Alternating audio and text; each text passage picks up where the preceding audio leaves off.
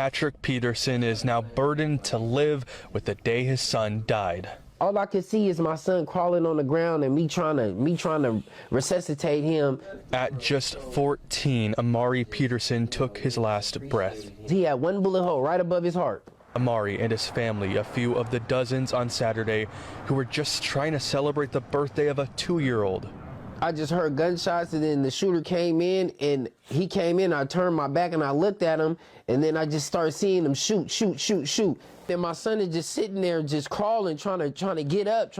So I got my baby. I had to hop back over the counter, and I'm trying to see what's going on with him. I'm trying to give him CPR and the bullet, and he just got blood coming out his face. And it's just something that a father should never have to go through. Every time I get ready to lay down, I'm like laying over my son while he's sitting there breathing, trying to breathe. Every day he would tell me, "Dad, I love you. Dad, I appreciate you." Every night, every morning. Every night, every morning, that boy would tell me he loved me. He loved sports, he loved football, he loved basketball. You know, he ran a little bit of track. But overall, he was just a gentle soul. And I just can't see why God would let something like this happen. This was never the plan. Sin entering the equation was never the plan.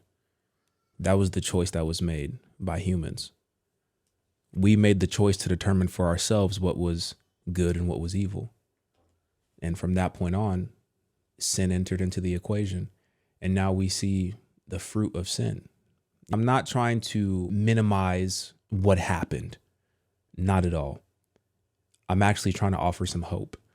Because the worst thing that could possibly happen to us is to be eternally separated from God.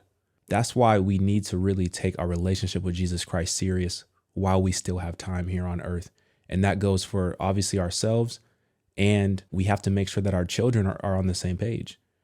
The most beneficial thing that we can pass along to our children is for them to know God for themselves, is for them to have a relationship with Jesus Christ for themselves, because there is hope, there is life in the name of Jesus Christ.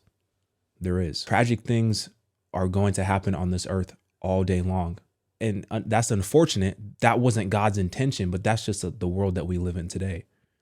But the most important thing that we can do is get to know Jesus for ourselves and become the spiritual shepherds of our family.